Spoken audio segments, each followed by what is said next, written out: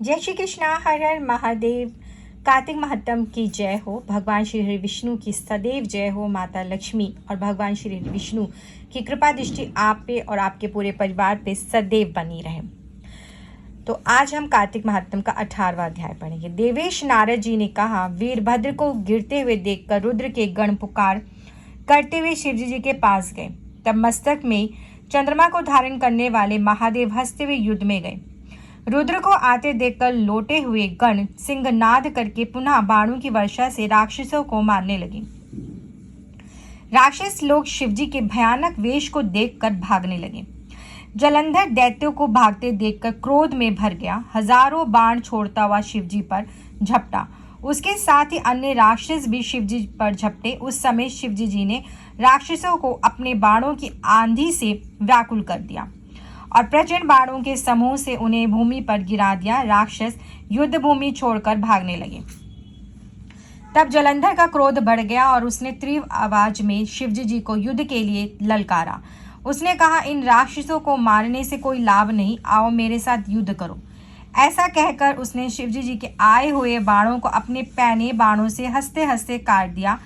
शिवजी जी ने अपने बाणों से उसका घोड़ा, ध्वजा, छत्र काट डाला। धनुष कट जाने पर और रथ गिर जाने पर भी जलंधर शीघ्र ही गदा उठाकर शिवजी जी पर झपटा, पर शिवजी जी ने अपने बाणों से उसकी गदा के 2 टुकड़े कर दिए।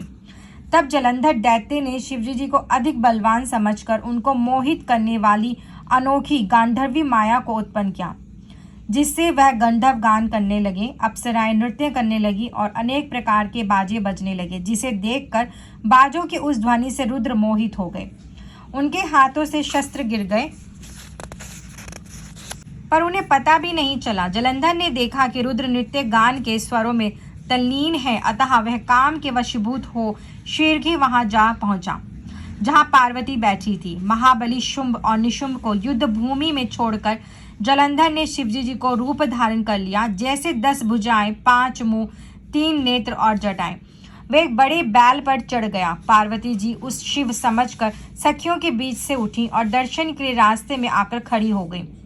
राक्षस राज जलंधर ने पार्वती के सुंदर रूप को देखा तो उसका वे संकुलित हो गया और उसके सभी अंग जड़ हो गए। पार्वती को जब यह पता चला कि यह राक्षस है तो भय से घबराकर छिपती हुई शीघ्र ही उत्तर दिशा में मानसरोवर की ओर चली गई। जलंधर ने जब पार्वती को नहीं देखा तो क्षण भर में बड़ी शीघ्रता से युद्ध में आ पहुंचा जहां शिवजी जी थे। पार्वती ने भयभीत होकर मन ही मन भगवान श्री हरि विष्णु को याद किया तो स्वयं को विष्णु के पास बैठे पाया।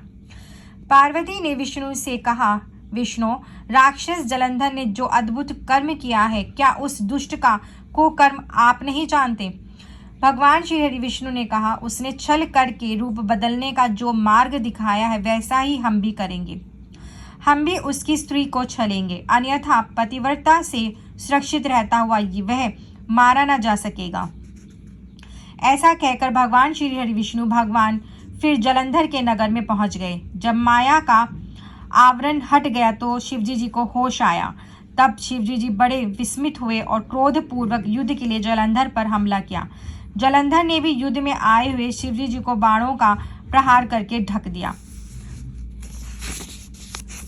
भगवान श्री हरि विष्णु और माता लक्ष्मी और महादेव की सदैव जय हो। कल करेंगे कार्तिक महात्म का 19वां अध्याय। जय श्री कृष्णा। हर हर महादेव।